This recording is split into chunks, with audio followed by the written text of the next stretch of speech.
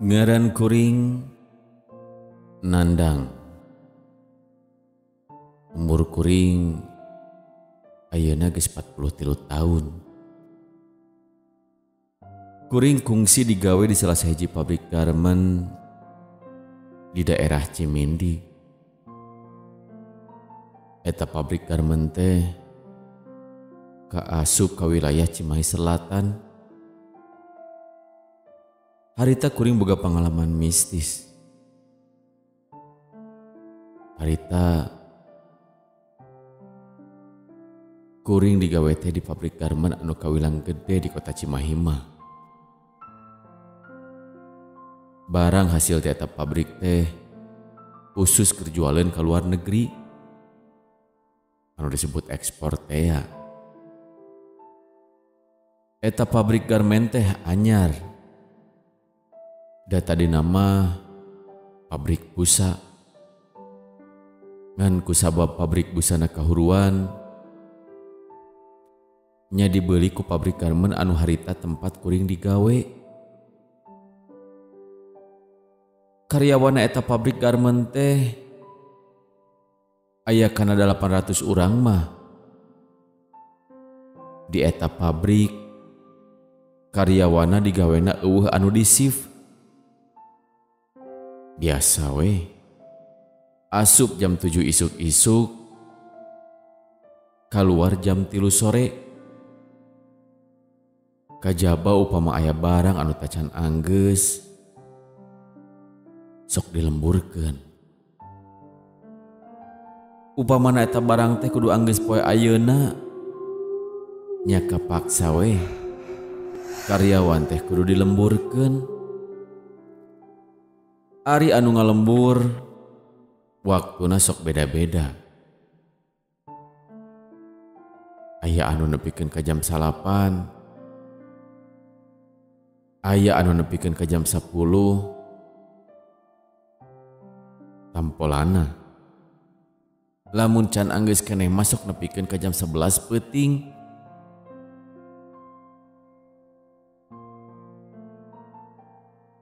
Di eta pabrik lolobana mah karyawan awewe. Karyawan lalaki mah ngan saeutik. Karyawan lalaki mah paling na oge bagian teknisi atawa bagian packing.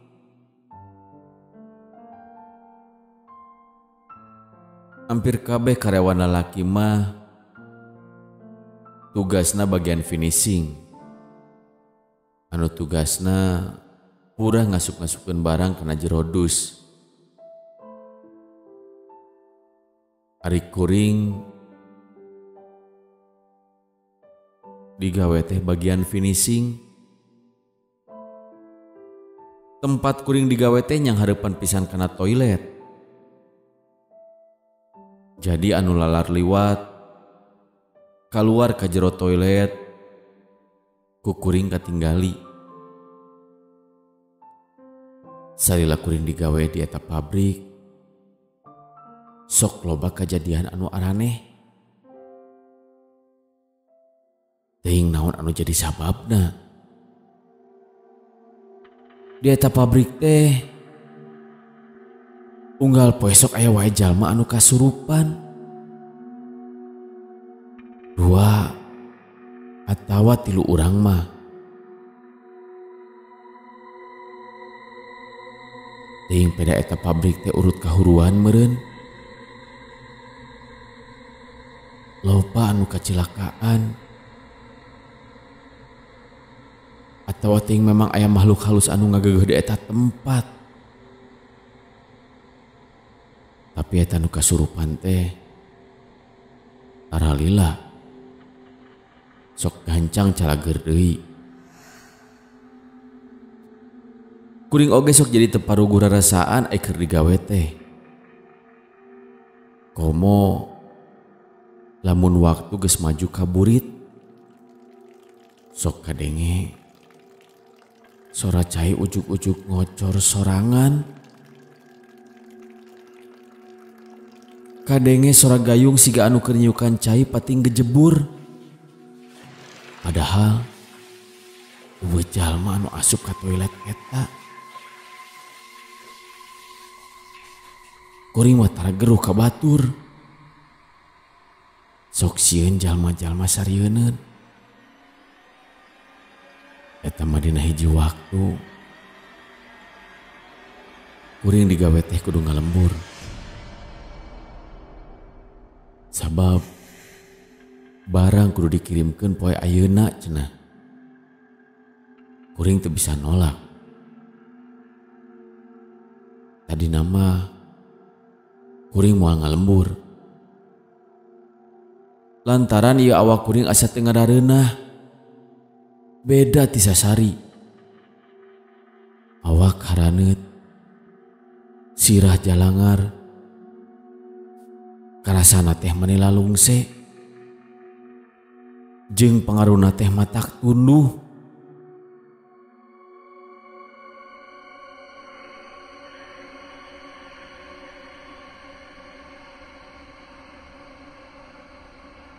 Kuring maksakeun digawe, sok sanajan bari jeung tunduh oge. Sakedeung heuai. Sakedeung heuai. Bari digawe teh kuring bari ngolomohan permen kopi sangkan teu tunduh. Tapi tetep we katunduh teh teu daekeun nyingkah. Cek pikir kuring, harek aya naonnya. Ieu teh mah ditunduh-tunduh teuing, teu bisa ditahan. Harita teh kira-kira jam 5:30 sore. Leos we kuring teh indit ka toilet. Maksud teh rek si beungeut. Sugan we ari geus disibeungeutan mah jadi cenghar deui. Waktu kuring asup ka jero toilet. Di jero kamar toilet teh ngadak-ngadak jadi poek. Aya oge cahaya. Ngan ukur kacaangan ku cahaya ti luar anu nembus kana kaca buplit. Kekayaan gitu kukuring ketinggali aya makhluk. Aya nini-nini keur nangtung di juru.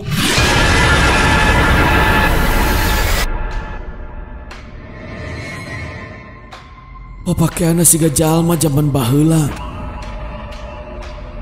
Make baju brukat. Kahandapna make samping kebat. Bari dina sungutna ngabulaeh beureum siga anu keur nyeupah. Kuntuna mani harideung. Harita ninggali eta makhluk saperti kitu. Kuring ngabiri gidig. Unduk pating puringkak. Tuh kuring jadi nyorocon. Panon kuring dipereupkeun oge tetep wae kabayangkeun wae. Sajroning kekayaan sieun kitu. Eta makhluk teh nyarita ka kuring. Sorana atra pisan kadengena.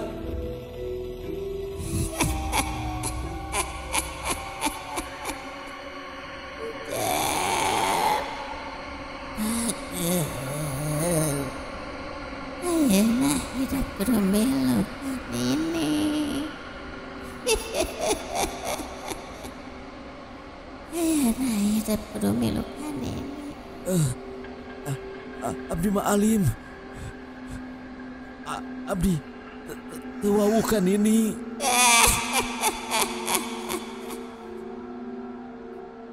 Nini manya kancep. Karunya kancep. Nini mau ninggalkeun encep. Kamana wae encep indit. Pasti Nini bakal milu.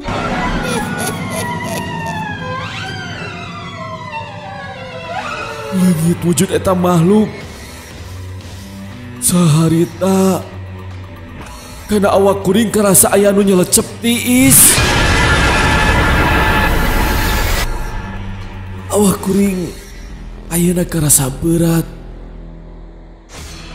jeung ieu sirah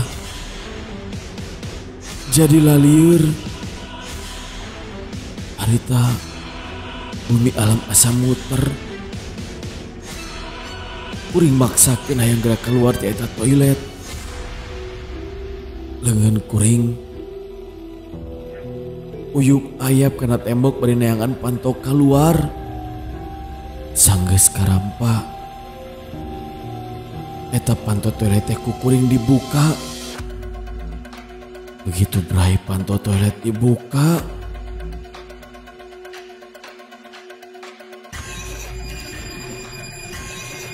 sirah karasa lieur pisan. Kuring teu bisa nahan. Anu akhirna mah kuring ngadeprek hareupeun lawang panto toilet. Anu saterusna kuring teu inget di bumi alam.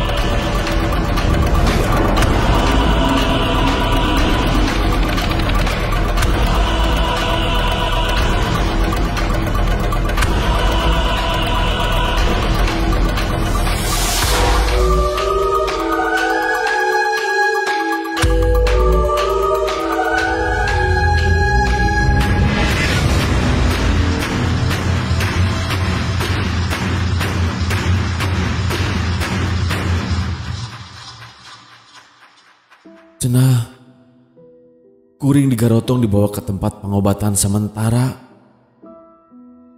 Awak kuring dibaluran ku balsem. Sanggeus kuring sadar, kuring ku satpam diantirkeun balik ka imah.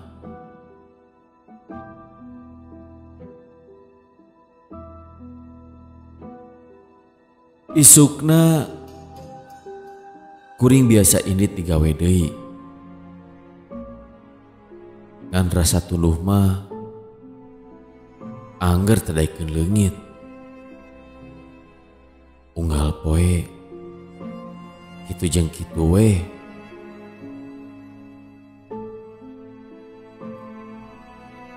Nya akhirna kuring bebeja kanu jadi pamajikan. Nyi, nah ieu kuring geus sababaraha poe ngarasa tuluh wae nya. Bodi pagawean, bodi imah. Ah, meureun aa mah capek teuing digawe. Ah, tadi gawe mah rasaan gitu-gitu keneh. Da lain borongan atuh, tapi ya awak maneh asa bareurat. Keun atuh ari kitu mah, abi rek neangan ubar. Abi isukan rek kabanjaran, rek menta tulung ka kokolot abi. Nya atuh sok, tapi ya aa mah moal milu. Da teu keur garna awak. Nya atuh ari kitu mah, ngan kade bisi aya naon-naon gancang bejaan.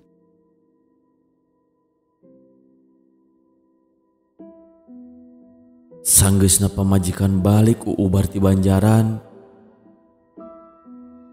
kuring menang keterangan. Yen dina awak kuring aya makhluk anu milu cenah.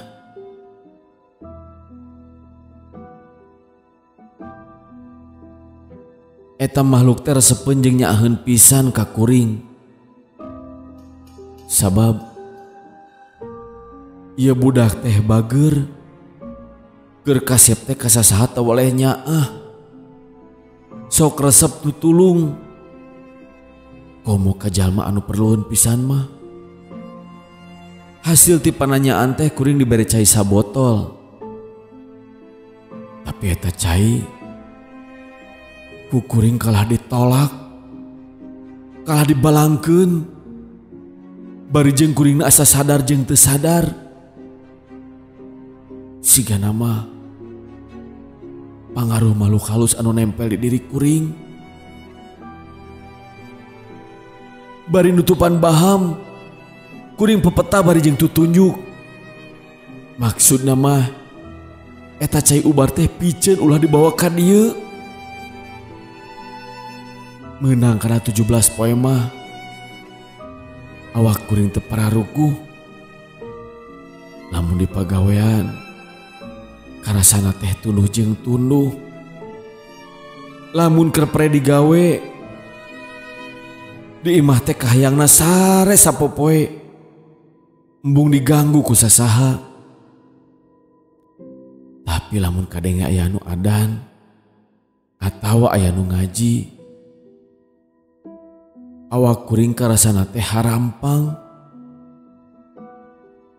Kulantaran pemajikan ningali kuring sapopoena kitu jeung kitu wae, siga anu teu berag.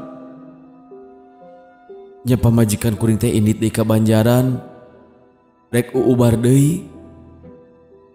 Angger kuring mah tetep teu milu, da puguh hate teu merean. Waktu pamajikan kuring keur uubar di Banjaran, awak kuring karasa asa ngaheab jeung pating galeter. Hate teh karena jantung ratug. Malahan tina awak kuring asa aya anu kaluar. Sigana kun anu ngubaran, eta makhluk anu nempel di badan kuring teh diusir ti kajauhan. Sanggeus kitu, awak kuring ayeuna mah rada mendingan, teu berat siga kamari-kamari. Sanggeus pamajikan kuring datang balik uubar, kuring meunang beja. Cenah makhluk anu aya di diri kuring geus diusir. Sarta kuring dibere bawang bodas sababaraha sihung. Cenah lamun rek indit digawe, kuku-kuku leungeun jeung suku kabehanana kudu diulasan ku bawang bodas.